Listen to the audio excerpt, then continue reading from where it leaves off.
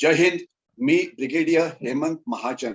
माझा जो आजचा विषय आहे तो आहे युक्रेन रशिया युद्ध. युक्रेन रशिया युद्धाला आता पुढच्या काही दिवसामध्ये 3 महिने पूर्ण होत आहेत आणि हे जे युद्ध आहे अतिशय मोठ्या प्रमाणामध्ये मीडियामध्ये म्हणजे टीव्ही मीडिया असो की प्रिंट मीडिया असो की सोशल मीडिया असो या युद्धाला कव्हर करण्यात आलेलं आहे आणि हे एक मोस्ट टेलिव्हाइज्ड वॉर आहे आणि हे एक मोस्ट अॅनलाइज्ड वॉर आहे.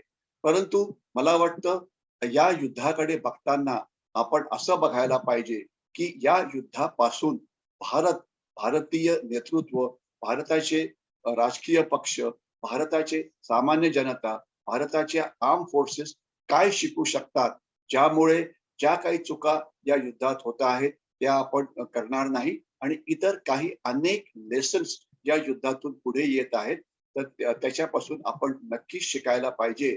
कारण तसं झालं तर आपली युद्ध क्षमता जे आपले शत्रू आहे चीन आणि पाकिस्तान यांच्या विरुद्ध लढण्याकरता ही वाढेल.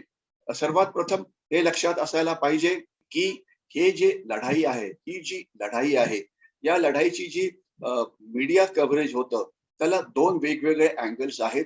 एक तर वेस्टर्न मीडियाच्या आईज मधून म्हणजे जी पाश्चिमात्य मीडिया आहे युरोप म्हणा अमेरिका म्हणा ते या युद्धाचं वर्णन करतात, त्यांची मीडिया या युद्धाचे वर्णन करते आणि दुसरा रशियन व्ह्यू पॉइंट जो पुरेसा पुढे येत नाही परंतु मध्ये मध्ये नेमकं काय झालं हे रशिया सांगत असतो. आणि या युद्धाविषयी आपण जे काही बोलणार आहोत त्याच्यामधले काही महत्वाचे मुद्दे जे मी कव्हर करीन ते आपल्याला सांगतो की हे युद्ध सुरू व्हायच्या आधी बॅकग्राऊंड काय होतं, या युद्धात हायब्रिड वॉरचा काय प्रभाव पडला होता, युद्ध सुरू कसं झालं, या युद्धामध्ये रशियन सैन्याची ताकद किती होती, रशियन सैन्याने युद्धाचे काय डावपेच वापरले, युक्रेन सैन्याची ताकद किती होती, त्यांनी काय डावपेच वापरले, वेगवेगळी शस्त्र, वेगवेगळं तंत्रज्ञान हे यामध्ये वापरलं गेलं, त्यामध्ये कुठल्या शस्त्राला, कुठल्या तंत्रज्ञानाला यश मिळालं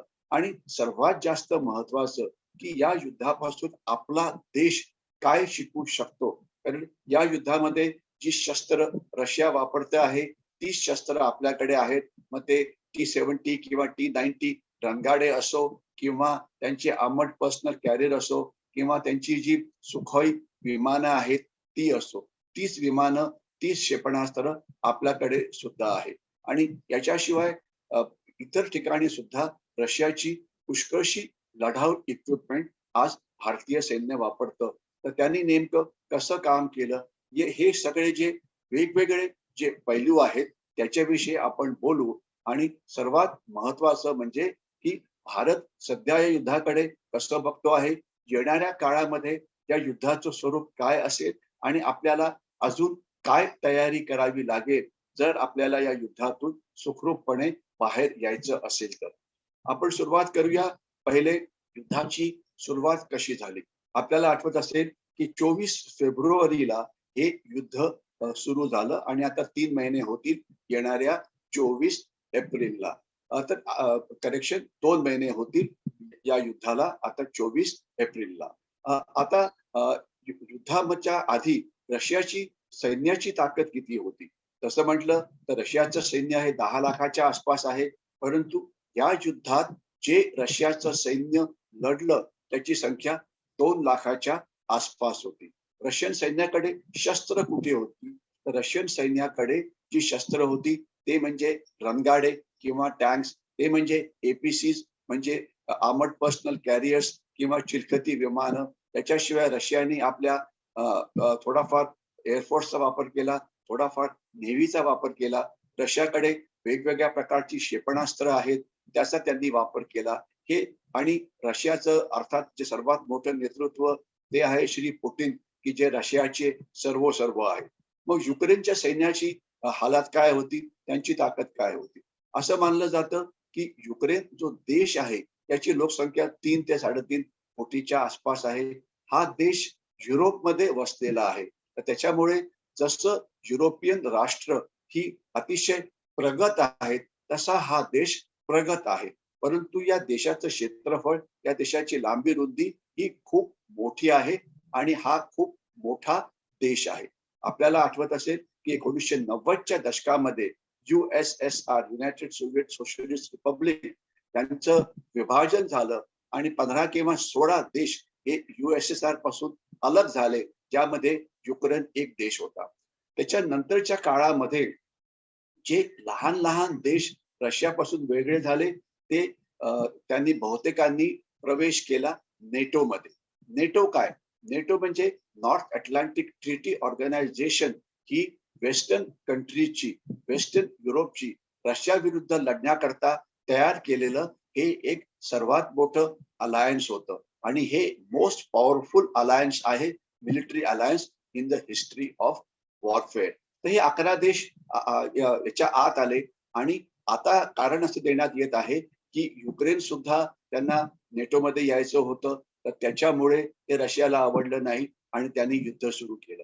युद्ध सुरू का झालं याच्या कारणामध्ये मी जात नाही, परंतु एवढं समजणं महत्वाचं आहे की रशियाचे जे नेतृत्व आहे पुतिन, हे एक अतिशय ऑटोक्रॅट आहेत. अतिशय म्हणजे जे त्यांना पाहिजे ते मिळवण्याचा प्रयत्न करतात आणि त्यांना जे मुख्य आता मिळवायचं आहे ते म्हणजे त्यांना रशियाला पुन्हा एकदा USSRच्या दिशेने घेऊन जायचं आहे, ज्यामुळे त्यांची ताकद, ती लष्करी ताकद असो की आर्थिक ताकद असो की सामरिक ताकद असो, जी कमी झालेली आहे ती त्यांना पुन्हा प्राप्त करायची आहे.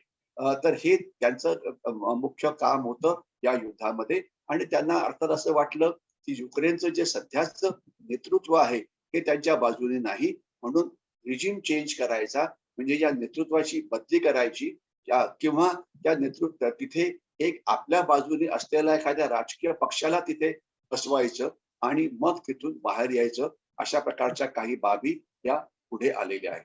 तसं म्हटलं तर गेले अनेक वर्ष रशिया युक्रेनच्या विरुद्ध एक वेगळ्या प्रकारचं युद्ध लढतो आहे, ज्याला आम्ही हायब्रिड वॉर असं म्हणतो. हायब्रिड वॉरच्या मी जास्त टेक्निकल डेफिनेशन्स मध्ये जात नाही, परंतु 2014 पासून रशियाने युक्रेनच्या वेगवेगळ्या भागात आपल्या बाजूने असलेले दहशतवादी म्हणा किंवा स्वतंत्र सेनानी म्हणा, त्यांना पाठवून त्या भागांना वेगळं केलं. याच्याविषयी पुष्कळ माहिती मीडियामध्ये आलेली आहे, तर म्हणून मी त्याच्याविषयी काही बोलत नाही. म्हणजे 2014 पासून आणि आज आपण 2022 आहोत, तर तेव्हापासून हे युद्ध सुरू आहे. युक्रेनचे सैनिक जे दहशतवादी किंवा स्वतंत्र सैनिक जे रशियाने पाठवलेले आहेत वेगवेगळ्या भागामध्ये, ते डॉनबास असो की क्रिमिया असो की इतर 2 प्रदेश असो, तिथे ते लढत आहे. परंतु नंतर रशियाला असं दिसलं की केवळ लो लेव्हलचं हायब्रिड वॉर लढून, म्हणजे केवळ बंडखोरांना किंवा स्वतंत्र सेनानींना तिथे पाठवून युक्रेनवरती पूर्ण प्रभाव पडत नव्हता, म्हणून त्यांनी 24 फेब्रुवारीला हल्ला करण्याचं नियोजन केलं. आता आपण बघूया की हा एक पारंपरिक हल्ला होता आणि हा हल्ला नेमका कसा झाला. ज्याच्या आधीचा आपण जर इतिहास बघितला तर आपल्याला असं दिसतं की काही तज्ञ, की ज्यांना मी उंटावरून शेळ्या हाकणारे तज्ञ म्हणतो, त्यांनी एक फिलॉसॉफी किंवा त्यांनी एक तत्वज्ञान पुढे मांडायला सुरुवात केली होती की आता युद्ध होणारच नाही, सगळे देश प्रगत झालेले आहेत, त्यामुळे युद्धाची गरजच नाही, तर त्याच्यामुळे सैन्य जे असतं त्या सैन्याची गरज नाही, पारंपरिक युद्ध हे होणारच नाही. पारंपरिक युद्ध म्हणजे नेमकं काय? पारंपरिक युद्ध म्हणजे 2 देशाची सैन्य एकमेकाशी लढतात, मग ते पायदळ असो की एअरफोर्स असो की नेव्ही असो वगैरे. परंतु अपारंपरिक जी युद्ध आहेत याच्यामध्ये अनेक पैलूंचा वापर केला जातो दुसऱ्या देशाला आपलं म्हणणं मान्य करण्याकरता. तर ते ज्या वेळेला इनइफेक्टिव्ह ठरलं त्या वेळेला पारंपरिक युद्धाचा वापर हा करण्यात आला. म्हणजे तज्ञांचा पहिला जो एक मोठं तत्वज्ञान होतं की पारंपरिक युद्ध होणार नाही, हे चुकीचं आहे आणि अनेक जण सांगत होते की भारतीय सैन्याची ताकद कमी करायला पाहिजे वगैरे वगैरे. तर ते किती चुकीचं ठरलं हे आता आपल्याला दिसून येतं. पारंपरिक युद्ध नेमकं जे सुरू झालं त्यावेळेला रशियाने काय केलं, युद्धाची सुरुवात कशी झाली. युद्धाची 24 फेब्रुवारीच्या आधी रशियाने प्रचंड प्रमाणामध्ये युक्रेनच्या कमांड कंट्रोल कम्युनिकेशन सिस्टीम्स वरती सायबर अटॅक करायला सुरुवात केली. सायबर अटॅक म्हणजे काय? ज्याची आपल्याला कल्पना आहे. सायबर अटॅक करून त्यांना त्यांचं कम्युनिकेशन तोडायचं होतं, त्यांची जे रेडिओ नेटवर्कला जॅम करायचं होतं, टेलिफोन नेटवर्क तोडायचं होतं आणि सैनिकांना त्यांच्या अधिकाऱ्यांपासून जे काही आदेश केले जातात ते आदेश जर आले नाहीत तर युद्ध सुरू कसं होईल. तर सायबर अटॅकचा तो एक मोठा उद्देश होता. आणि रशिया तंत्रज्ञानाची किंवा टेक्नॉलॉजीची एक महाशक्ती आहे. परंतु हे जे कमांड कंट्रोल कम्युनिकेशन नेटवर्क जे त्यांना तोडायचं होतं ते त्यांना तोडता आलं नाही. ही एक फॅक्ट ऑफ लाईफ आहे.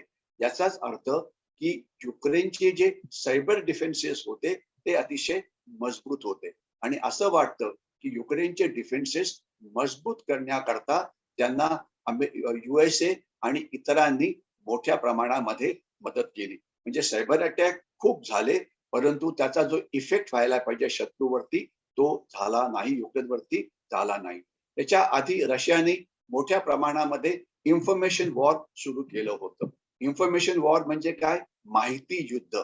म्हणजे अशा माहित्या पुरवायच्या की आता रशिया हल्ला करेल, रशियाकडे टँक्स खूप जास्त आहे, रशियाची ताकद खूप जास्त आहे, युक्रेनची ताकद एवढी नाहीये, रशिया त्यांना केव्हा पण खाऊन टाकेल. तर युक्रेन समोर दुसरा कुठलाही पर्याय नाही. त्यांनी केवळ सरेंडर करायला पाहिजे. हे या इन्फॉर्मेशन वॉरचं मुख्य काम होतं. इन्फॉर्मेशन वॉरला आपण मराठीमध्ये माहिती युद्ध म्हणू शकतो किंवा अपप्रचार युद्ध म्हणू शकतो किंवा दुष्प्रचार युद्ध म्हणू शकतो किंवा प्रपोगंडा वॉरफेअर असं म्हणू शकतो किंवा त्याच्यामध्ये फेक न्यूज सुद्धा सामील असते वगैरे. तर या सगळ्यांचा वापर त्यांनी केला होता रशियाने आणि उद्देश काय होता की युक्रेनच्या नेतृत्वाला घाबरवायचं, युक्रेनच्या लोकांना घाबरवायचं आणि युक्रेनच्या सैन्याला घाबरवायचं, ज्यामुळे युद्ध करण्याची गरजच पडणार नाही. हे इन्फॉर्मेशन वॉर अनेक महिन्यापासून अनेक वर्षापासून सुरू होतं, परंतु त्याचा परिणाम युक्रेनच्या नेतृत्वावरती झाला नाही, युक्रेनच्या सैनिकांवरती झाला नाही आणि अजून सुद्धा ते लढत आहे. आता आपण थोडस बोलूया युक्रेनच्या नेतृत्वाविषयी. युक्रेनचे जे राष्ट्रपती आहेत झेलेन्स्की, हे त्यांचं पहिलं बॅकग्राऊंड काय होतं? तर ते एक स्टँडअप कॉमेडियन होते, म्हणजे ते एक कलाकार होते. परंतु ज्यावेळेला युद्ध सुरू झालं त्यावेळेला त्यांनी युक्रेनला एक चांगलं नेतृत्व दिलं आहे, याविषयी कोणाच्याही मनामध्ये काही शंका नाही. युक्रेनचं जे लष्करी नेतृत्व आहे त्यांची नावं काही पुढे येत नाहीत आणि आपण ज्यावेळेला म्हणतो की आता कीव मध्ये हल्ला सुरू आहे किंवा खार्कोव मध्ये हल्ला सुरू आहे, तर तिथे जी नावं पुढे येतात ती असतात की तिथले मेयर हे लढाईला कशी मदत करता आहेत. म्हणजे युक्रेनमध्ये सध्या जे युद्ध चाललेलं आहे त्याच्यामध्ये युक्रेनच्या सामान्य जनतेचा एक मोठा भाग आहे. तिथले मेयर्स लढता आहेत, तिथले जे इतर जे गव्हर्नमेंटचे अपॉइंटमेंट होल्डर्स आहेत ते लढता आहेत. तर त्याच्यामुळे सगळं युक्रेन आता एकत्र होऊन लढतं आहे. या युद्धामध्ये एक 40 लाखाहून जास्त युक्रेनियन्स पळून युरोपमध्ये पळून गेले, काही रशियाच्या बाजूला गेले, परंतु आता जी शिल्लक आहेत ते तिथे थांबून लढत आहे. आता मी आपल्याला सायबर वॉर विषयी सांगितलं, मी आपल्याला इन्फॉर्मेशन वॉर विषयी सांगितलं. आता आपण बघूया की युद्ध सुरू झालं 24 तारखेला आणि रशियाने नेमकं काय केलं. रशियाकडे वेगवेगळ्या प्रकारची क्षेपणास्त्र आहे, intermediate range ballistic missile, intercontinental ballistic missiles, cruise missiles वगैरे. तर त्यांनी सध्या या युद्धात पहिले सुरुवात केली ती आपली PGM म्हणजे प्रिसिजन गाइडेड मिसाइल्स फायर करून त्यांनी युक्रेनवरती हल्ला केला. हल्ला त्यांनी कशावरती केला? युक्रेनचं जे सैन्याची जी ठिकाणं होती, म्हणजे त्यांचं हेडक्वार्टर्स होतं, त्यांच्या बॅरॅक्स होत्या, त्यांचं कमांड कंट्रोल कम्युनिकेशन नेटवर्क होतं. तर जिथे ही या हे कुठे नेमकं काय आहे याची माहिती रशियाकडे होती आणि त्यांनी आपली प्रिसिजन गाइडेड मिसाइल्स फायर करून त्यांना बर्बाद केलं. पहिल्या 1-2 दिवसातच जेवढी युक्रेनच्या सैन्याची ठिकाणं होती त्या सगळ्या बिल्डिंग या बर्बाद करण्यात आल्या. असं वाटलं की जर या बिल्डिंग बर्बाद झाल्या तर काय होईल? तर त्याच्यामुळे युक्रेनियन सैन्य हे घाबरून जाईल, त्यांच्यावरती खूप कॅज्युअलिटीज होतील आणि मग ते पुढे लढणार नाहीत. परंतु तसं झालं नाही. म्हणजे एखादं मुख्यालय जरी बर्बाद करण्यात आलं तरी त्याच्या आतले जे सैनिक किंवा जे अधिकारी ऑफिसर्स होते ते मात्र खालती अंडरग्राऊंड बंकर्स मध्ये होते किंवा ते ट्यूब रेल्वेच्या आत बसलेले होते. तर त्याच्यामुळे सैनिकांचं जेवढ्या मोठ्या प्रमाणात नुकसान व्हायला पाहिजे तेवढं झालं नाही आणि एवढा प्रचंड फायर पॉवरचा वापर करून सुद्धा म्हणजे युद्ध युद्धाची जी शक्ती होती युक्रेनची ती रशियाला कमी करता आली नाही. त्याच्यानंतर रशियाने आपल्या एअरफोर्सचा पण थोड्या प्रमाणात वापर केला. त्यांनी आपल्या हेलिकॉप्टरचा पण वापर केला. त्यांनी ड्रोन्स म्हणजे जे पायलटलेस विमानं असतात त्यांचा पण वापर केला. बिल्डिंग्स बर्बाद झाल्या, परंतु युक्रेनचं लढण्याचं सामर्थ्य मात्र जेवढं कमी व्हायला पाहिजे तेवढं झालं नाही. आता आपण युक्रेनच्या सैन्याकडे बघू. युक्रेनचं जे सैन्य होतं त्याची संख्या किती होती? जी आकडेवारी समोर येते ती 2-2.5 लाख अशी पुढे येते आणि याच्याशिवाय युक्रेनचे पॅरामिलिटरी फोर्सेस म्हणजे अर्धसैनिक दलं आहेत. त्याच्याशिवाय युक्रेनचे लोक पण आहेत. तर यामध्ये युक्रेनच्या सैन्याने आपली जी मोर्चा बांधणी केली होती ती कशी केली होती? त्यांनी जी लाईन ऑफ डिफेन्स होती ती कुठली अख्तियार केली होती? तर जसं भारतीय सैन्य आपण जर बघितलं तर भारत पाकिस्तान सीमेवरती तैनात आहेत आणि तिथे आपले डिफेन्सेस म्हणजे मोर्चे आणि खंदक बांधलेले आहेत आणि लढाई झाली तर तिथे आपण पाकिस्तानशी लढाई करू किंवा चीनशी लढाई करू.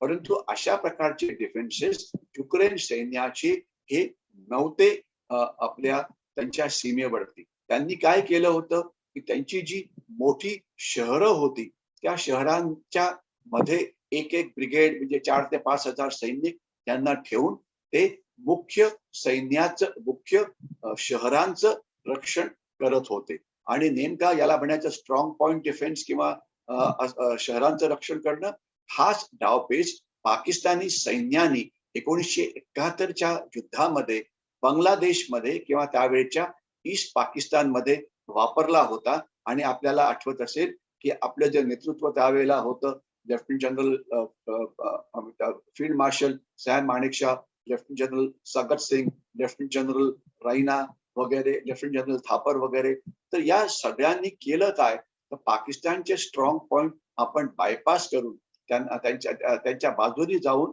आपण सरळ ढाच्यावरती हल्ला केला जे सर्वात महत्वाचं होतं. असाच काहीतरी करण्याचा प्रकार असाच प्लॅन हा रशियाचा पण होता.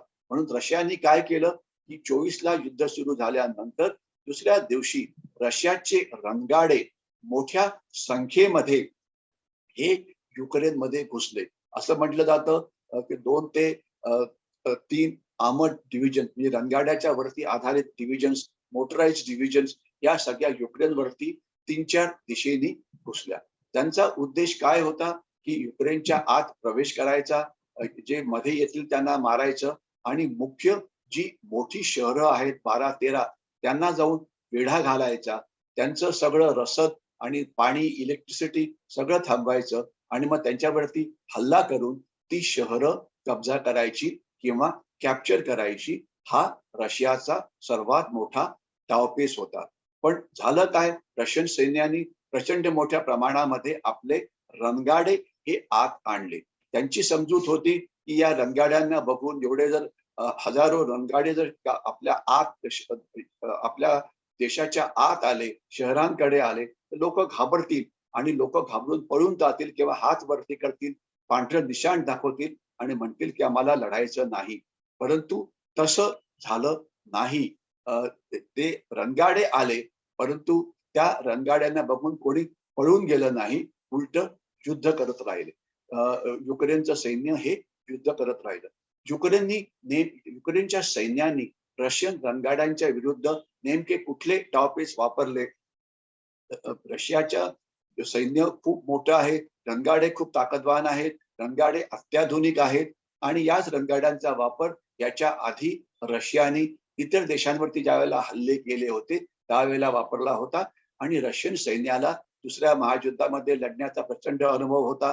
आपल्याला आठवत असेल की रशियन सैन्य 80 ते 90च्या दशकामध्ये अफगाणिस्तानमध्ये जाऊन लढलेलं होतं आणि याच्याशिवाय जी लहान लहान लढाया USSR तुटल्यानंतर ज्या सुरू होत्या त्यामध्ये रशियन सैन्याचा वापर केला गेला होता. म्हणजे त्यांना लढण्याचा अनुभव हा पुष्कळ होता, परंतु त्या अनुभवाचा त्यांना काही फायदा झाला नाही, कारण त्यांचे सगळे जे डावपेच आहेत ते चुकले, किंवा युक्रेन त्यांच्या डावपेचांना यशस्वी प्रत्युत्तर देण्याकरता यशस्वी झाला. हे महत्वाचं आहे. तर रणगाडे, आणि आपल्याला लक्षात असावं की हे ज्यावेळेला रणगाडे आत आले, तर त्यावेळेला काय झालं, रशियाला हे रणगाडे एका लाईन मध्ये रस्त्यावरती आले, आणि आपल्याला टीव्ही वरती आपण त्यांची चित्रणं बघितली असतील. या युद्धामध्ये टीव्ही वरती सगळ्या गोष्टी दाखवल्या जातात. रशियन सैन्य असो की युक्रेनी सैन्य असो, की त्यांचं नेतृत्व असो, की त्यांची शस्त्र असो, की इतर काही. तर हे सगळे आत आले, आणि 600 किलोमीटर लांब एवढी रणगाड्यांची लाईन झाली होती. परंतु ते रणगाड्यांचं काम हे रस्त्यावरनं येण्याचं नसतं. रणगाडे हे क्रॉस कंट्री, म्हणजे कुठेही जाऊ शकतात. शेतामध्ये, गावामध्ये, खेड्यामध्ये, आणि ते कुठेही त्यांना युद्धाकरता वापरता येऊ शकतं. मग रणगाड्यांनी क्रॉस कंट्री मुवमेंट ही का केली नाही? तर याचं कारण होतं की युद्धाची जी वेळ शोधली होती युक्रेन युक्रेन युद्धाकरता रशियानी, ती चुकीची ठरली होती.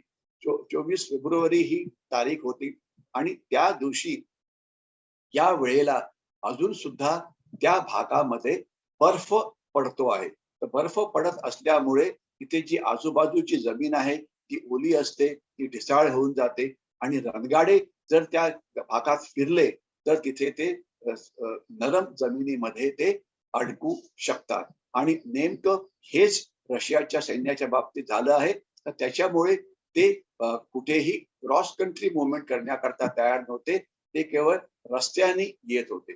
तर त्याच्यामुळे युक्रेनच्या सैन्याला म्हणजे हे कळालं की हे रस्त्यावरती जाणार आहे. इतका लांब कॉलम आहे. प्रत्येक टँकच्या जवळ त्यांचं रक्षण करण्याकरता जे पायदळ लागेल किंवा इतर लागतील ते नव्हतं. तर म्हणून यांच्या विरोधात अतिशय सक्सेसफुली युक्रेनच्या सैन्याने 2 शस्त्र वापरली.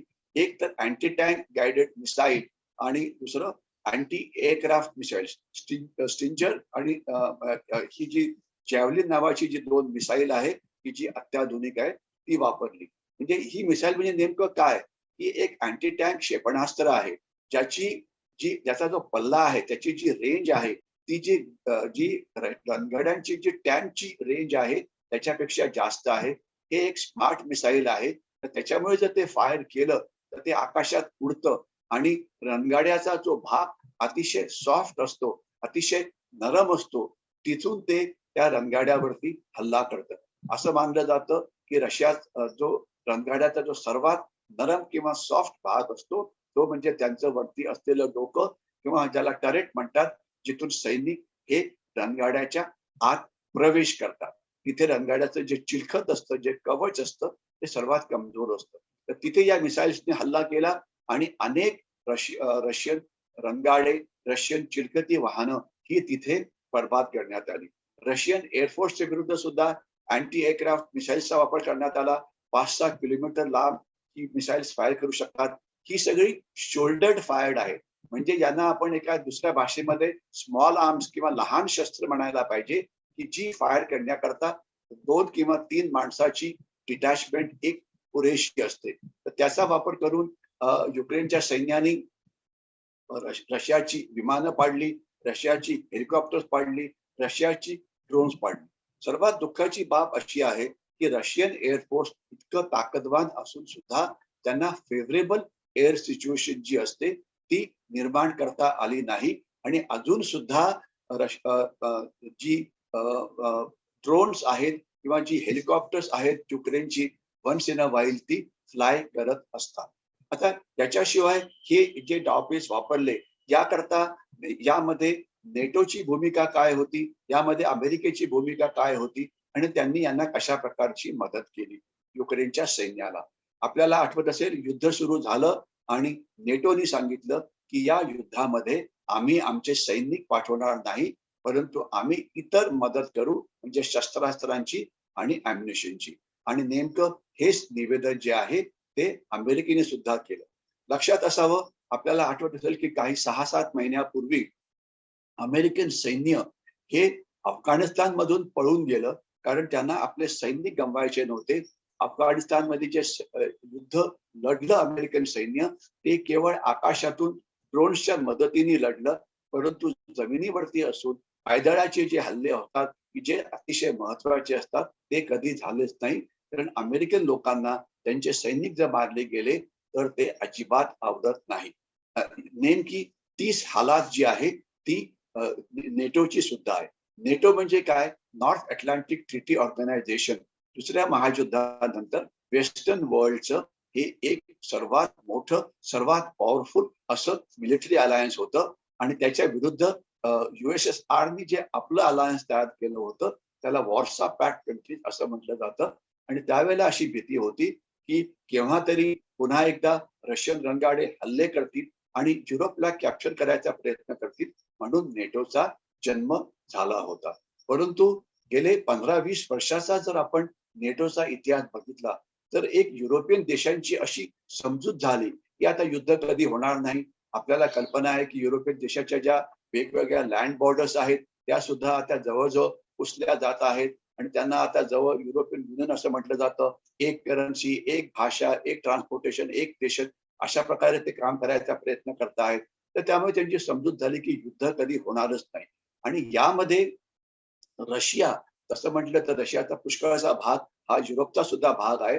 तर युरोपला जी प्रचंड प्रमाणामध्ये एनर्जी लागते, म्हणजे क्रूड डिझेल आहे, पेट्रोल आहे आणि सर्वात महत्वाचं गॅस. कारण तो भाग थंड आहे, सब झिरो टेम्परेचर असतं, सेंट्रल हिटिंगची गरज पडते. तर याकरता प्रचंड प्रमाणामध्ये एनर्जी लागते.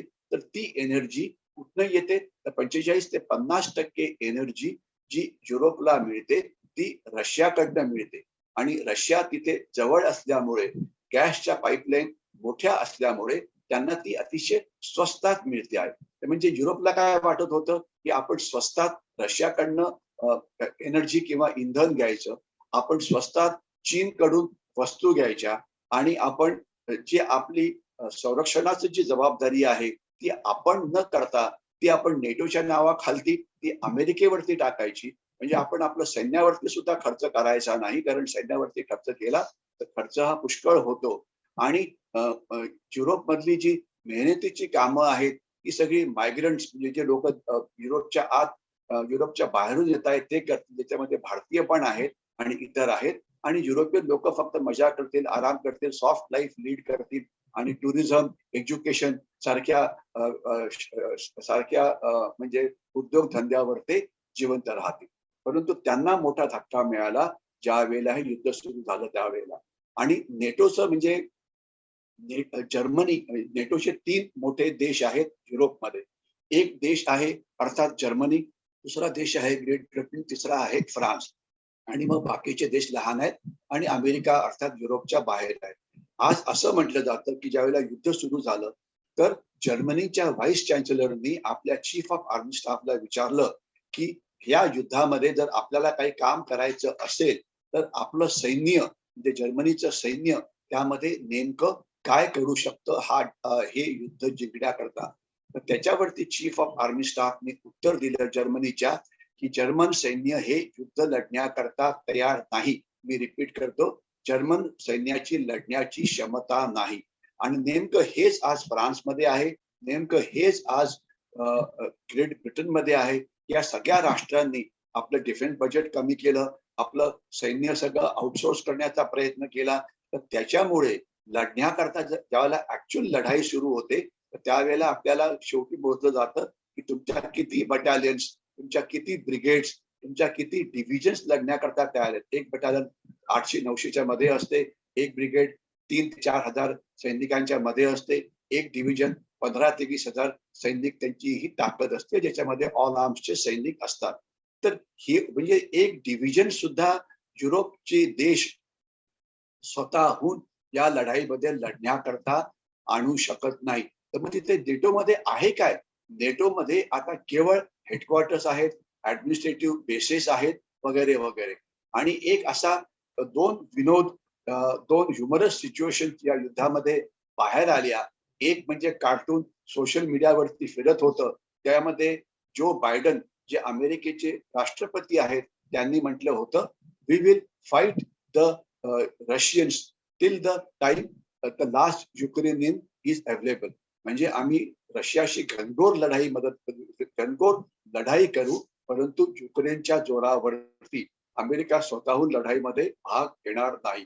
आणि दुसरं असं म्हटलं जातं, नेटोनी नेटोचं सर्वात मोठं लढण्याचं हा सगळा अर्बन भाग असल्यामुळे, शहरी भाग असल्यामुळे इथे रणगाड्यांचं महत्व हे पुष्कळ होतं. आणि दुसऱ्या महायुद्धात रणगाड्यांनी जशी युद्ध केली होती ती आपल्याला परिचित असतीलच. रोमेलनी केलेलं युद्ध किंवा गुडेरेननी केलेलं युद्ध किंवा फील्ड मार्शल रुमस्टेडनी केलेलं युद्ध किंवा रशियाच्या बाजूनी जे फील्ड मार्शल झुकाव वगैरे होते त्यांनी केलेलं युद्ध ही अतिशय प्रसिद्ध आहेत. किंवा ग्रेट ब्रिटनच्या बाजूनी फील्ड मार्शल मॉन्टगोमरी वगैरे. तर यामध्ये रणगाड्यांचा वापर हा महत्वाचा होता. परंतु शेवटी झालं काय असं मानलं जातं की नेटोनी किंवा जर्मनीनी किंवा इतरांनी आपले जे टँक्स होते म्हणजे आपले रणगाडे होते ते ते सगळे विकून टाकले, ते सगळे बाहेर काढले आणि त्यांना रिप्लेस केलं थिंक टँक्सनी. म्हणजे tanks were replaced with think tanks. Think tanks म्हणजे काय? विचार मंच. आपल्याला पुण्याला कल्पना आहे की विचार मंच कशा प्रकारे असतात, कसा ते अभ्यास करतात आणि मग काहीतरी डिफिकल्ट प्रॉब्लेम वरती काय करावं याचा ते आपल्याला काहीतरी सांगायचा प्रयत्न करतात. तर परंतु think tanks cannot replace tanks. शेवटी तुम्हाला लढण्याकरता सैन्य पाहिजे. आणि आज मुख्य महत्वाचा मुद्दा आहे की युक्रेनकडे सैन्य आहे, परंतु युरोपकडे, नेटोकडे सैन्यच नाही. अर्थात अमेरिकेकडे लढण्याकरता सैन्य आहे, परंतु अमेरिका या युद्धात उतरायला तयार नाहीये. कारण अजून सुद्धा त्यांना असं वाटतं की चीन हा शत्रू नंबर 1 आहे. तर आपलं लक्ष त्यांनी अफगाणिस्तानमधून काढलं. आता ते इथे फक्त शस्त्रांचीच मदत करतायत, कारण त्यांना जास्त लक्ष हे चीनवरती ठेवायचं आहे. तर युक्रेन आता म्हणजे आता जे नेटो देश आहेत ते कम्प्लिटली डिमिलिटराइज झालेले आहेत. मी रिपीट करतो, डिमिलिटराइज. त्यांची लढण्याची क्षमता नाही. आणि दुसरं जोपर्यंत प्रश्न अमेरिकेचा आहे, ते सैनिक पाठवायला तयार नाहीयेत, कारण त्यांना सैनिक मारले गेलेले आवडत नाहीत. तर म्हणून आता या लोकांनी काय करायला सुरुवात केली की इमॅजिन करा, युरोप आहे, आपलं किंवा युक्रेन आहे किंवा रशिया आहे. आता यांनी प्रायव्हेट आर्मीचा वापर करायला सुरुवात केलेली आहे. प्रायव्हेट आर्मी म्हणजे नेमकं काय आणि या प्रायव्हेट आर्मीची संख्या किती असेल? रशिया जी प्रायव्हेट आर्मीज वापरतं त्याला वॅगनार ग्रुप असं म्हटलं जातं. प्रायव्हेट आर्मीज म्हणजे काय? रिटायर्ड झालेले सैनिक, मग ते इन्फंट्री मधले म्हणजे पायदळाचे असो किंवा स्पेशल फोर्सेस मधले असो, त्यांना एक प्रायव्हेट कंपन्या त्यांना आणतात आणि त्यांना काहीतरी युद्धासारखं काम द्यावं लागतं, काम दिलं जाऊ शकतं, जे काम सैनिक करतात. म्हणजे एखाद्या मोठ्या नेत्याला मारायचं आहे, एखादा तळ उद्ध्वस्त करायचा आहे, एखाद्या देशामध्ये जाऊन तिथे उठाव झाला असं दाखवायचं आहे. म्हणजे सैन्य जे वेगवेगळ्या प्रकारचं काम करू शकतं, ते हे सगळ्या प्रायव्हेट आर्मीज करतात. अर्थात ते त्याच्याकरता पैसा घेतात. आणि मुख्य त्यांचा फायदा काय असतो की जर हे करताना जर प्रायव्हेट आर्मीचे लोक जर मारले गेले तर त्याकरता देश हा रिस्पॉन्सिबल नसतो, तो प्रॉब्लेम त्यांचा असतो. तर प्रायव्हेट आर्मीचे धोका पत्करतात, परंतु त्यांचं झालेलं नुकसान हे देशाच्या अकाउंटमध्ये जात नाही. तर म्हणून रशियाच्या प्रायव्हेट आर्मीज, वॅगनार आर्मी वगैरे ज्या आहेत त्या त्यांनी युक्रेनमध्ये वापरल्या गेल्या आहेत. त्यांची संख्या हजारोमध्ये असावी असं म्हटलं जातं. याच्याशिवाय जोपर्यंत प्रश्न युरोपियन राष्ट्रांचा आहे असं म्हटलं जातं की 2 प्रकारच्या प्रायव्हेट आर्मीज तिथे आलेल्या आहेत. एक तर काही व्हॉलंटियर्स की जे स्वतःहून आले, त्यांना वाटतं की मी युक्रेनला मदत करावी म्हणून ते आलेले. आणि दुसरे प्रोफेशनल प्रायव्हेट आर्मीज की ज्याच्यामध्ये ब्लॅक वॉटर आहेत, ज्याच्यामध्ये अनेक अशा वेगवेगळ्या प्रायव्हेट सिक्युरिटी कंपनीज आहेत. त्यांनी आपले भाडोत्री सैनिक किंवा मर्सनरीज किंवा प्रायव्हेट आर्मीजना इथे आत आणलेलं आहे. आणि ते रशियन प्रायव्हेट आर्मी रशियन सैन्याला मदत करते आहे, युक्रेनियन प्रायव्हेट आर्मीज युक्रेनच्या सैन्याला मदत करते आहे आणि नेटोची प्रायव्हेट आर्मी ज्या येत आहे ते युक्रेनला काही प्रमाणामध्ये मदत हे करता आहे. तर हे म्हणजे प्रायव्हेटायझेशन आपण लढाईचं जर करायचं म्हटलं तर ते कसं करता येईल हे आपल्याला याच्यामध्ये कळून येऊ शकतं. याच्यामध्ये आपण थोडस रशियन सैन्याविषयी बोलण्याचा प्रयत्न करू. आज झालं काय, रशिया सुद्धा एक मोठा प्रगत देश आहे, अर्बनाइज झालेला देश आहे. आणि ज्या वेळेला देशाची प्रगती पुष्कळ होते तर त्यावेळेला त्या देशाचे नागरिक हे सैन्यात यायला मागत नाही. सैन्यात कोणी भरती व्हायलाच तयार नसतं. आज भारतीय सैन्यामध्ये जर 100 लोकांची भरती असेल तर लाखांमध्ये तरुण मुलं ही भरती करता येतात. कुठे एक नोकरी असेल तर हजारो लाखो मुलं त्याच्याकरता अप्लाय करतात. परंतु तसं रशियामध्ये होत नाही. कारण रशिया काय, युरोप काय, अमेरिका काय, आज ज्यांच्याकडे सर्वात मोठा जो प्रॉब्लेम आहे तो आहे एजिंग पॉप्युलेशन. म्हणजे त्यांचे लोक हे म्हातारे होत आहेत आणि त्यांचा जो बर्थ रेट आहे हा डेथ रेट पेक्षा पुष्कळच कमी आहे. म्हणजे या देशांची संख्या प्रत्येक वर्षी ही कमी होत आहे. त्याला झिरो पॉप्युलेशन ग्रोथ म्हणायचं. तर त्याच्यामुळे हे सगळे देश युरोपचे किंवा अमेरिकेचे चालवण्याकरता त्यांना बाहेरच्या लोकांची गरज आहे. आणि आपल्याला कल्पना आहे दरवर्षी 2.5-3 लाख व्हिसा दिले जातात भारतीयांना तिथे येण्याकरता. याच्याशिवाय अनेक म्हणजे युरोपियन देश कॅनडा सारखे किंवा इतर हे सगळे वेगवेगळ्या लोकांना आपल्या देशामध्ये प्रगती आत यायला परवानगी देतात. ते काउंट करतात की आम्हाला पुढच्या वर्षी 1000 डॉक्टर्स पाहिजे, 100 नर्सेस पाहिजेत, 200 इंजिनियर्स पाहिजेत, 50 IT प्रोफेशनल पाहिजेत वगैरे किंवा 250 ट्रकचे ड्रायव्हर्स पाहिजेत वगैरे. तर तशाप्रमाणे ते मायग्रंट्सला बाहेरनं अलाउ करतात. याच्यामध्ये पुष्कळशे भारतीय, आज जवळजवळ 4 कोटी भारतीय वेगवेगळ्या युरोपियन आणि अनेक देशांमध्ये जाऊन वसलेले आहेत. ते जातात आणि इतर पण जातात. मेक्सिकन्स आहेत, चायनीज आहेत, बांगलादेशीज आहेत वगैरे वगैरे. तर आज हे प्रायव्हेटायझेशन जे सैन्याचं केलेलं आहे हे रशियन सैन्याला सुद्धा हेच करावं लागतंय. कारण रशियन सैन्यामध्ये सामील व्हायला पुरेसे त्यांना युवक हे मिळत नाहीये. म्हणून त्यांनी एक नवीन प्रकार सुरू केला ज्याला ते कॉन्स्क्रिप्ट आर्मी असं म्हणतात. कॉन्स्क्रिप्ट आर्मी म्हणजे तात्पुरते 3 वर्षाकरता प्रत्येक रशियन युवकाला रशियन सैन्यामध्ये यावं लागेल. 3 वर्षातलं 1 वर्ष हे ट्रेनिंग करता वापरलं जातं आणि 2 वर्ष ते सैन्यामध्ये कुठेतरी त्यांना तैनाती किंवा डिप्लॉयमेंट ही केली जाते. आता ही जी कॉन्स्क्रिप्ट आर्मी होती त्याची संख्या रशियाच्या सैन्याच्या जवळजवळ 40-50% एवढी असावी असा एक अंदाज आहे. एक्झॅक्ट किती आहे ते रशियन्स सांगू शकतील, परंतु यांची संख्या ही लक्षणीय आहे. हे जास्त महत्वाचं आहे. तर याच्यामध्ये सर्वात महत्वाचं काय की ज्या वेळेला युद्ध सुरू झालं त्यांना सांगण्यात आलं की तुम्ही आता रणगाड्यात बसा आणि युक्रेनमध्ये प्रवेश करा. तर या सैनिकांची समजूत झाली की आपण युक्रेनमध्ये एक पिकनिक करायला चाललेलो आहे. किंवा जे जास्त समजूतदार होते त्यांना वाटलं की रणगाडे बघून किंवा आपल्याला बघून सगळे युक्रेनियन्स पळून जातील आणि युद्ध नावाचा प्रकार होणारच नाही. परंतु जसा त्यांनी युक्रेनमध्ये प्रवेश केला त्यांना असं दिसलं की युक्रेनच्या सैनिकांनी त्यांच्याशी फायटिंग करायला सुरुवात केली. त्याच्यामध्ये त्यांचे रणगाडे उद्ध्वस्त व्हायला लागले आणि त्याच्यानंतर ही जी कॉन्स्क्रिप्शन आर्मी आहे ही घाबरली आहे आणि त्यांनी तिथून पळून जायला सुरुवात केली. नेमके किती पळाले याची आकडेवारी कोणी सांगू शकणार नाही, परंतु पळाले एवढं नक्की. आणि हे जी स्टेलमेट आज युक्रेनमध्ये झालेली आहे याचं मुख्य कारण असं आहे की रशियन आर्मी आत आलेली आहे. त्यांनी शहरांना वेढे दिलेले आहेत, परंतु शहरांना वेढा दिल्यानंतर तुम्हाला शहराच्या मध्ये घुसून लढाई करावी लागते. त्याला क्लोज क्वार्टर बॅटल असं म्हटलं जातं. सैनिकांची समोरासमोरची मुठभेड जी होते तर त्यामध्ये प्रत्येक बिल्डिंग मध्ये युक्रेनचे सैनिक लपलेले असतील, त्यांना मारावं लागेल. तर यामध्ये हे युद्ध पायदळाचं असतं. इथे आधुनिक तंत्रज्ञान किंवा मोठी मोठी शस्त्र ही जास्त वापरता येत नाही आणि इथे प्रचंड प्रमाणामध्ये रक्त सांडावं लागतं. म्हणजे जर समजा कीव सारख्या शहरामध्ये समजा जर एक डिव्हिजन म्हणजे 15-20 हजार जर सैनिक तैनात असतील तर त्यांच्यावरती हल्ला करण्याकरता रशियाला 5 ते 10 पट जास्त एवढं सैन्य आणावं लागेल. आणि आज नेमकं एवढं सैन्य हे रशियाकडे नाही. रशियन सैनिक जे समोर आहेत ते लढायला तयार नाहीत. आपण जर श्री पुतीन यांची स्टेटमेंट बघितली असतील तर ती अतिशय आक्रमक होती की आम्ही युक्रेनला बर्बाद करू, युक्रेनला बेचिराग करू, त्यांना स्टोनेज मध्ये पाठवू, असं करू तसं करू.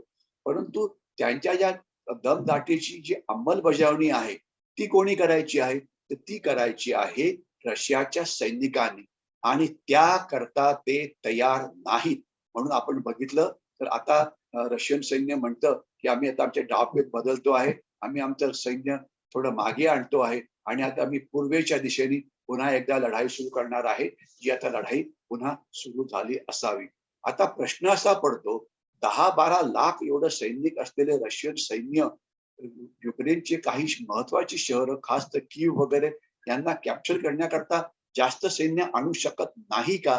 तर त्याचं उत्तर आहे की त्यांना आणता आलेलं नाही. आणि याच्यामध्ये अजून एक महत्वाचा मुद्दा असा आहे की हे जे रशियन नेतृत्व सैन्याचं आहे, त्यांना वाटलं की युद्ध हे होणारच नाही, तर म्हणून त्यांनी आपल्या सैन्याची जी क्षमता आहे त्याच्यापेक्षा कितीतरी जास्त पट वाढवून सांगितलं की आमचं सैन्य असं करू शकतं, आमचं सैन्य खूप ताकदवान आहे, आमचे रणगाडे खूप मजबूत आहे आणि आम्ही युक्रेनला एका आठवड्याच्या आत युक्रेनवरती कब्जा करू शकतो, जे त्यांना करता आलं नाही. तर त्याच्यामुळे मध्ये एक दोन बातम्या आल्या होत्या की रशियाचे जे डिफेन्स मिनिस्टर होते ते श्री पुतिन यांना भेटायला गेले आणि त्याच्या वेळेला त्यांना हार्ट अटॅक आला होता. ते इतके घाबरलेले होते आणि जे रशियाचे जे जनरल या युद्धाचे जे मुख्य होते त्यांना पण सॅक करण्यात आलेलं आहे आणि या युद्धामध्ये पुटिनला खूप राग आला. त्यांनी रशियन सैन्यावरती खूप आरडाओरडा केला की तुम्ही हे युद्ध लवकर का संपवत नाहीये, परंतु सैनिक लढायला तयार नसल्यामुळे नेतृत्वाला काही फारसं करता येत नाही. आणि अजून एक महत्वाचा मुद्दा याच्यामध्ये असा आहे की या युद्धामध्ये रशियाने जवळ-जवळ म्हणजे 8 जनरल्स गमावले. जनरल्स म्हणजे आपल्याला रँक कल्पना असते की lieutenant colonel, colonel, brigadier, major general, lieutenant general वगैरे. तर त्यांनी 8 जनरल्स गमावलेले आहेत. कारण काय की तंत्रज्ञानाच्या मदतीने अमेरिकेने युक्रेनच्या सैन्याला मदत केली. ही त्यांना शोधण्याकरता त्यांचा मोबाईल ट्रॅक केला, त्यांचं जीपीएस ट्रॅक केलं आणि जसं कळालं की ते एका ठिकाणी आहेत, तर एक मिसाईल फायर करून त्यांना नष्ट करण्यात आलं. म्हणजे जे टेक्निकल इंटेलिजन्स असतं, जी गुप्तहेर माहिती असते, ती प्रचंड मोठ्या प्रमाणामध्ये युरोप आणि अमेरिकेने युक्रेनला पुरवलेली आहे. तर त्याच्यामुळे युक्रेनच्या सैन्याची जी क्षमता आहे, जी एफिशियन्सी आहे, ही खूप वाढलेली आहे. तर मी प्रायव्हेट आर्मीज विषयी बोललो. मी याच्याशिवाय म्हणजे जी मदत इतर देश करता आहेत त्याच्याविषयी बोललो.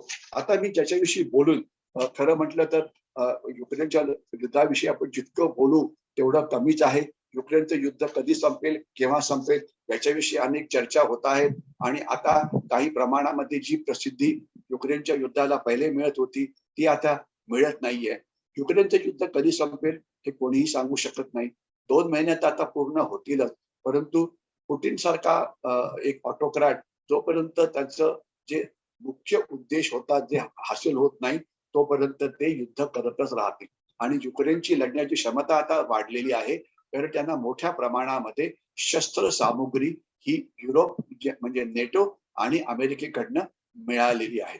या युद्धामध्ये 1-2 महत्वाचे मुद्दे अजून मी कव्हर करतो आणि मग याचा भारतावरती काय परिणाम झाला होता, ज्याच्याविषयी आपण याचं एक विश्लेषण करण्याचा प्रयत्न करू. यामध्ये युक्रेन जी आहे, युक्रेनचं जे युद्ध आहे, ही एक टेस्टिंग लॅबोरेटरी बनलेली आहे. म्हणजे ही एक प्रयोगशाळा बनलेली आहे. नवीन-नवीन शस्त्र, आधुनिक तंत्रज्ञान जे प्रत्येक देशाकडे असतं, त्यांची जी अत्याधुनिक शस्त्र आहेत, त्याचा वापर नेटोकडनं पण म्हणजे युक्रेनच्या सैन्याकडनं पण केला जातो आहे. त्यांना ते मिळत आहे नेटोकडनं किंवा अमेरिकेकडनं आणि रशियाकडनं सुद्धा केला जातो आहे. आपण मध्ये व्हॅक्यूम बॉम्ब नावाचा एक प्रकार ऐकला असेल, की तो सगळा ऑक्सिजन शोषून घेतो आणि माणूस गुदमरून मरतो.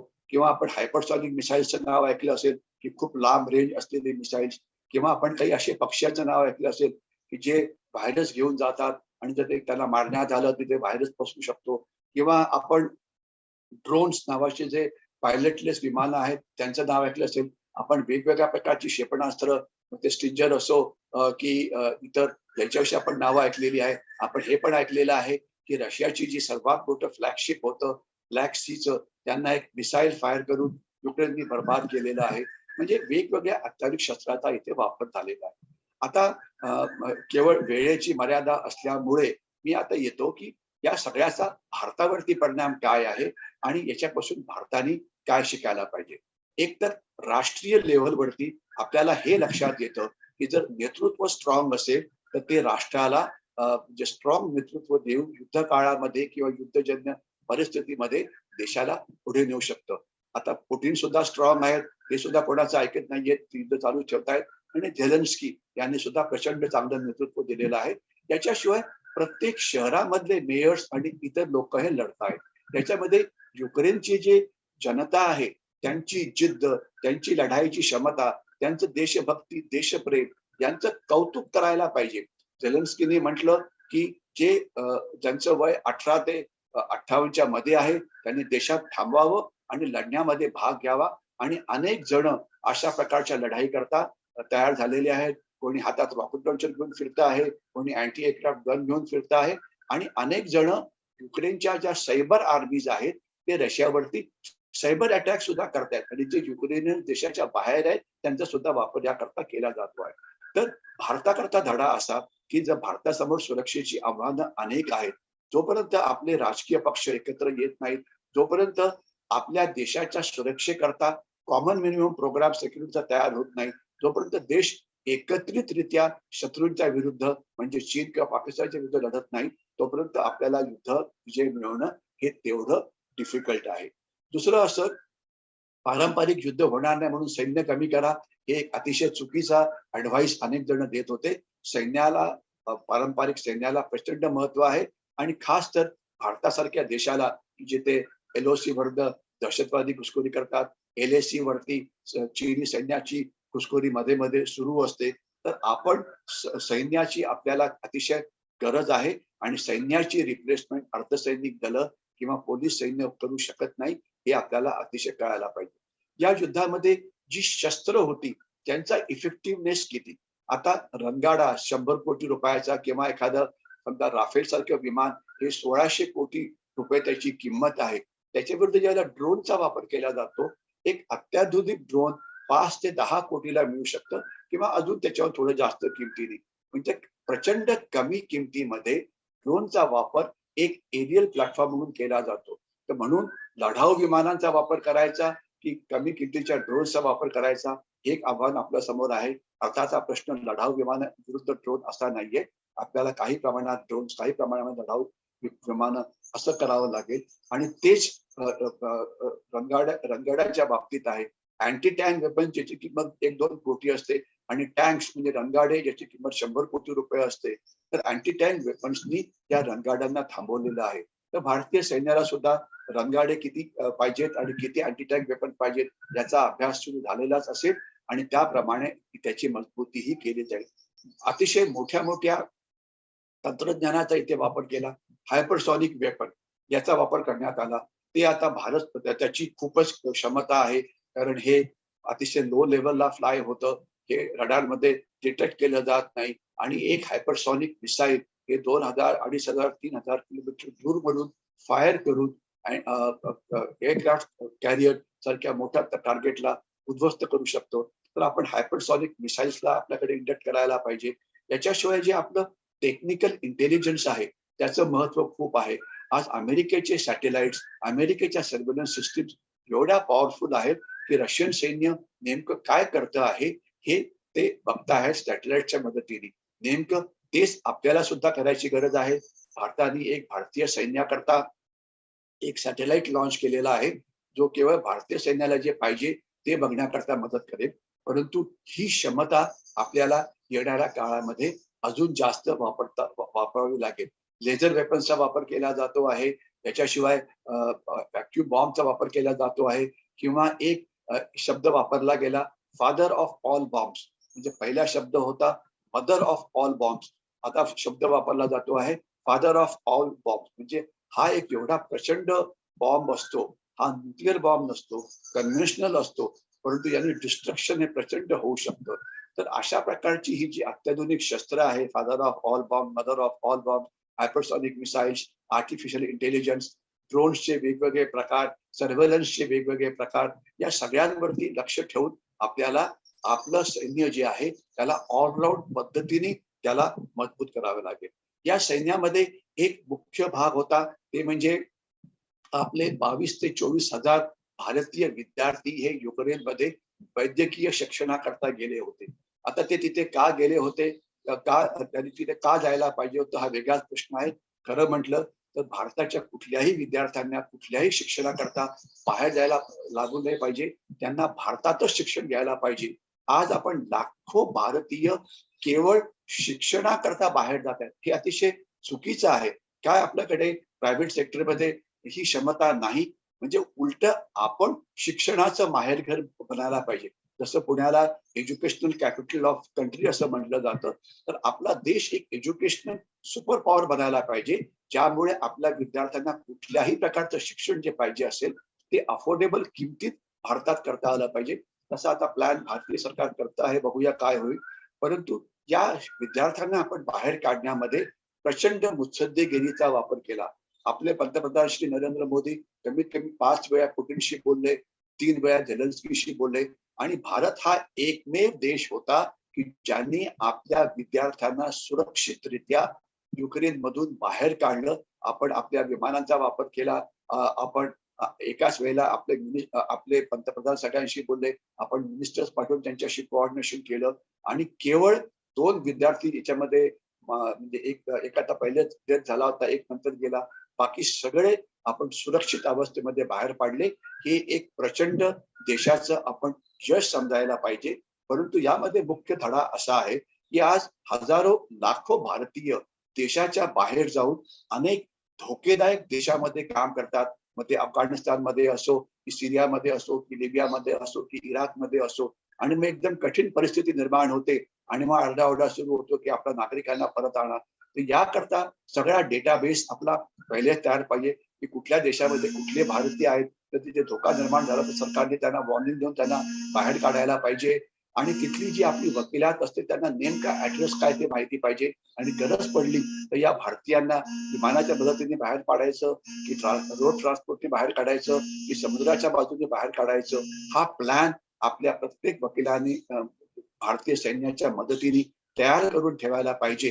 कारण जे भारतीय भारताच्या बाहेर डिफिकल्ट देशात अडकतात तर त्यांना बाहेर काढणं ही जबाबदारी आपल्यावरती सुद्धा पडते. तर म्हणून ते काम सुद्धा अतिशय महत्वाचं आहे. आणि या युद्धामध्ये भारताची जी डिप्लोमसी होती, मुत्सद्देगिरी होती, त्याच्यावरती खूपच मोठा म्हणजे त्याच्यावरती खूपच मोठं प्रेशर पडलं. सगळं जग वेस्टर्न वर्ल्ड हे आता रशियाच्या विरोधात गेलेलं आहे. त्यांना वाटलं की भारत सुद्धा रशियाच्या विरोधात जाईल. आपण ते करू शकत नाही.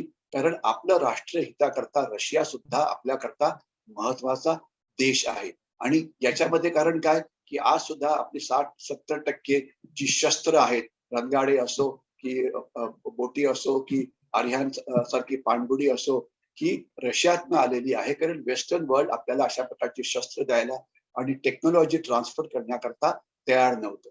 तर आपण आता आत्मनिर्भर भारतच्या खालती असा प्लॅन करतोय की पुढच्या 3-4 वर्षामध्ये जे प्रमाण आहे आत्मनिर्भरतेचं ते म्हणजे जवळजवळ 80% एवढं पोहोचेल. तर ते आपण करायलाच पाहिजे. पण त्याकरता आपल्याला पुष्कळ कसरत करावी लागली. आपल्यावरती खूप दबाव टाकण्यात आला आणि आपल्याला आठवत असेल की मागच्या 25 दिवसामध्ये 25 वेगवेगळ्या राष्ट्रांचे राष्ट्रपती म्हणा, पंतप्रधान म्हणा, हे भारतात आले किंवा त्यांच्याबरोबर व्हर्च्युअल मीटिंग्स या ऑनलाईन करण्यात आला. त्यांचे परराष्ट्र मंत्री आले, त्यांचे डिफेन्स मिनिस्टर्स आले, त्यांचे डिफेन्स सेक्रेटरीज आले आणि प्रचंड मोठी मुत्सद्देगिरी तिथे केली गेली. आणि भारताने सरळ आणि साफ भाषेत सांगितलं की आम्ही रशियाच्या विरोधात जाऊ शकत नाही. कारण आमचे त्यांच्यापासून आम्हाला अनेक फायदे आहेत. आम्हाला ते आमच्या राष्ट्रहिताकरता त्यांच्याकडनं शस्त्र आणि त्याचं मेंटेनन्स करणं हे पुढचे काही वर्ष जरुरी आहे.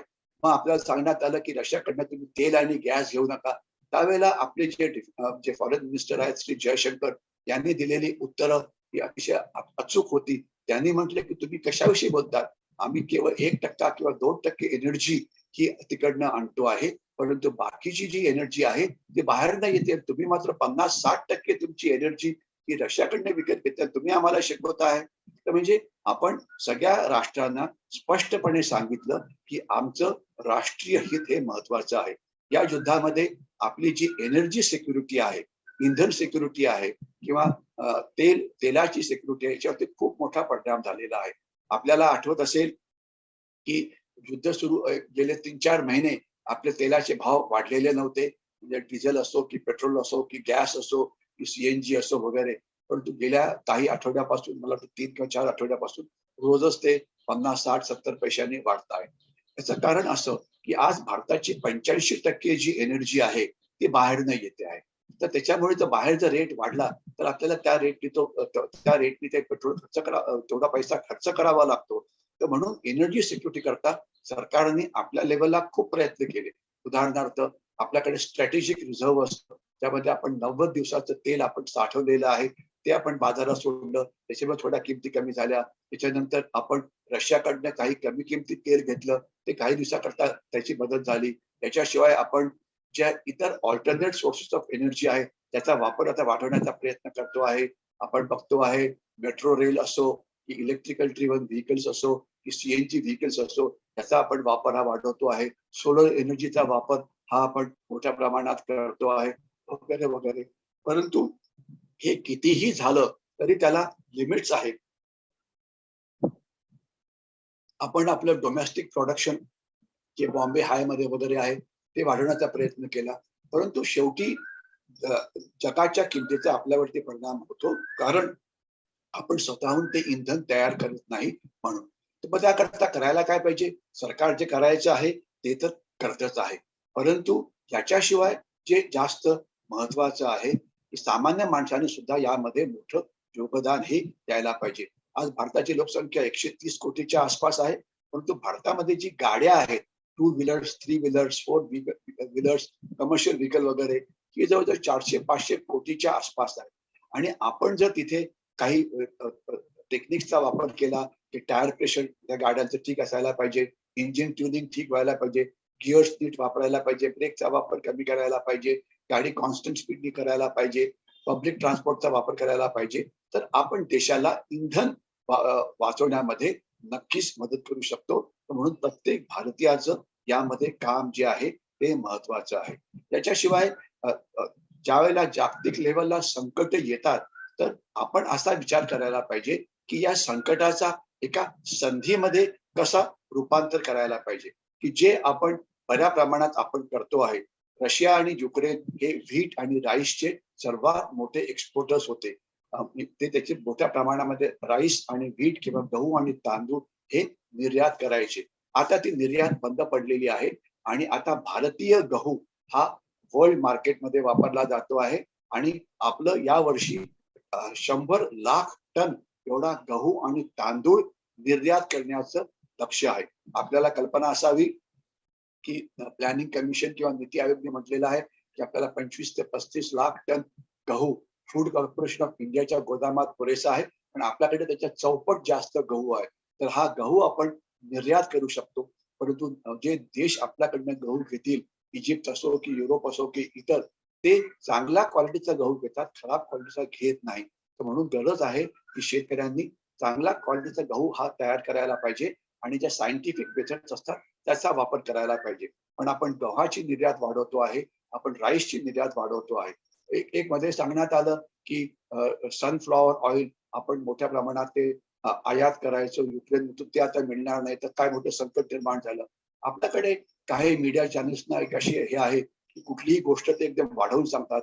त्याच्यात एवढं घाबरून जायचं काहीच कारण नाही. कारण सरळ गोष्ट आहे, की जर सनफ्लॉवर ऑइल म्हणजे सूर्यफुलाचं तेल आणू शकत नसेल, तर आपल्याकडे 5 इतर प्रकारची तेलं अवेलेबल आहेत, की जी भारतात तयार होतात. त्यांचा वापर करावा. तर हे काही फारसं असं म्हणजे मोठं असं काही हे नाहीये. तर म्हणजे या युद्धापासून जे धडे आहेत, ते अजून एक धडा असा आहे, की आपल्याला आपल्या मित्र राष्ट्रांची एक फळी निर्माण करावी लागेल, की जी आपण तयार करायचा प्रयत्न करतो आहे आणि युद्ध काळामध्ये आपल्याला अम्युनिशन देणं असो, शस्त्र देणं असो किंवा युनायटेड नेशन्सच्या लेव्हलला युनायटेड नेशन्समध्ये आपल्याला सपोर्ट करणं असो किंवा युनायटेड नेशन्स जनरल असेंब्लीमध्ये आपल्याला सपोर्ट करायला भाग पाडायला लावणं असो, ही कामं आपल्याला करायला पाहिजे. तर प्रत्येक देशाशी असलेले आपले संबंध आक्रमक मुत्सद्देगिरी करून आपण करायला पाहिजे. मग ते एशियातले देश असो की युरोपमधले की आफ्रिकेतले, की जे आपण आता बऱ्यापैकी करायचा प्रयत्न करतो आहे. अर्थात त्याचा जो वेग आहे तो वाढायला पाहिजे. त्याच्याशिवाय एक महत्वाची गोष्ट जी समोर येते आहे, की युद्ध झालं तर कुठल्याही देशाचे सैनिक आपल्याला मदत करण्याची शक्यता ही अतिशय कमी आहे किंवा नाही. तर म्हणून त्याकरता आपण तयार राहायला पाहिजे आणि स्वतःच्या पायावरती आपण युद्ध करण्याकरता तयार राहायला पाहिजे. आज जोपर्यंत पारंपरिक युद्धाचा प्रश्न आहे, भारतीय सैन्य याचा चांगल्या पद्धतीने मुकाबला करू शकतं. आणि आजच कालच एक अतिशय महत्वाची बातमी आली होती की भारताचे चीफ ऑफ आर्मी स्टाफ 1 मे ला बदली होणार आहेत आणि लेफ्टनंट जनरल मनोज पांडे हे भारताचे नवीन चीफ ऑफ आर्मी स्टाफ बनणार आहेत. आणि ही महाराष्ट्राकरता एक अतिशय अभिमानाची बाब आहे, कारण ते मराठी आहेत, नागपूरचे आहेत. आणि याच्याशिवाय एक अशी पण बातमी पुढे येते आहे की आता या 31 या महिन्याच्या 31 तारखेला जनरल मनोज नरवणे जे सध्याचे चीफ ऑफ आर्मी स्टाफ आहेत, जे पुण्याचे आहेत, ते रिटायर होतील. पण बहुतेक ते चीफ ऑफ डिफेन्स स्टाफ बनतील अशी अपेक्षा आहे. तर त्यांना आपण शुभेच्छा या आधीच देऊन ठेवू. तसं झालं तर महाराष्ट्राचं योगदान हे देशाच्या सुरक्षेमध्ये किती महत्वाचं आहे हे आपल्याला कळून चुकेल. म्हणून आपल्याला आपल्या सैन्याच्या बळावरती आपल्याला युद्ध हे करावं लागेल की जे करण्याची क्षमता आपल्याकडे आहे. परंतु जी क्षमता आपण अजून निर्माण करायला पाहिजे ती आहे तंत्रज्ञानाच्या सेक्टरमध्ये. आज इतकी विविध तंत्रज्ञान वापरली जातात. सायबर अटॅक असो, याच्याशिवाय टेक्नॉलॉजिकल इंटेलिजन्स असो, सॅटेलाइटचा वॉरफेअरचा वापर असो किंवा हे. तर हे जे आधुनिक तंत्रज्ञान आहे, आर्टिफिशियल इंटेलिजन्स आहे, क्वांटम कॉम्प्युटिंग आहे, याच्याशिवाय इंटरनेट ऑफ थिंग्स आहे, ड्रोन्सचे विविध प्रकार आहेत, सर्व्हेलन्सचे वेगवेगळे प्रकार आहेत. आधुनिक शस्त्रांमध्ये मायक्रोवेव्ह वेपन्स नावाचा एक शब्द वापरला जातो. याच्याशिवाय लेझर वेपन्स नावाचा एक शब्द वापरला जातो. याच्याशिवाय सुपर सोल्जर्स नावाचा एक शब्द वापरला जातो. तर अशा प्रकारचे अनेक आधुनिक तंत्रज्ञान, काही कानूनी काही गैरकानूनी आहेत. तर त्याचा अभ्यास हा आपल्याला सतत चालू ठेवावा लागेल, कारण आपल्याला आपल्या शत्रूचा वेळोवेळी अभ्यास करून त्याच्या विरुद्ध आपले जे डावपेच असतात ते आपल्याला अपडेट करावे लागत राहतील. या युद्धाचा चीनवरती काय परिणाम होणार आहे, कारण चीन आपला नंबर 1 शत्रू आहे आणि चीनने हे जाहीर केलेलं आहे की ते तैवानवरती हल्ला करणार आहे. तर या युद्धामुळे चीन नेमकं काय शिकलं, तैवान नेमकं काय शिकलं.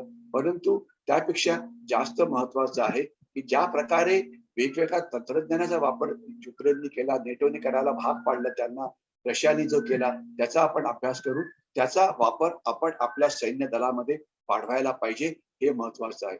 आत्ताच एक मध्ये बातमी आलेली होती की भारतीय सैन्याने 100हून जास्त ऑफिसर्सना चीनी भाषा शिकण्याकरता खूप वर्षापासून सुरुवात केलेली आहे आणि ते चीनच्या विषयी एक मोठे माहितीगार बनतील, थिंक टँक्स मध्ये काम करतील. आपल्याला सिव्हिलियन थिंक टँक्सची पण गरज आहे, जे आपल्या शत्रूवरती लक्ष ठेवून असतील. पाकिस्तान असो की चीन असो की बांगलादेशी असो की दहशतवादी असो की माओवादी असो. आणि याच्यामुळे जी वेगवेगळ्या प्रकारचे युद्ध भारतात सुरू असतात त्या सगळ्यांना तोंड देण्याकरता आपण नक्कीच तयार राहू. तर म्हणजे त्या युद्धामध्ये अजून 2 शब्दांचा वापर करण्यात आला की आम्ही कुठे म्हणाले की न्यूक्लिअर बॉम्बचा आम्ही वापर करू. तर न्यूक्लिअर बॉम्बचा वापर केला तर आपल्याकडे जी आपली सेकंड स्ट्राईक केपेबिलिटी आहे ती आहे का? तर थोडक्यात उत्तर आहे, ती आहे.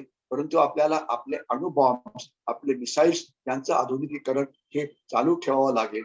याच्याशिवाय डर्टी बॉम्ब नावाचा एक शब्दाचा वापर करण्यात आला की जर न्यूक्लिअर इन्स्टॉलेशन्स वरती हल्ला झाला तर काय होईल. तर अशा प्रकारच्या अनेक शस्त्रांचा, अनेक तंत्रज्ञानाचा, अनेक अत्याधुनिक टेक्नॉलॉजीचा वापर या युद्धामध्ये करण्यात आलेला आहे, ज्याचा आपण वापर करायला पाहिजे.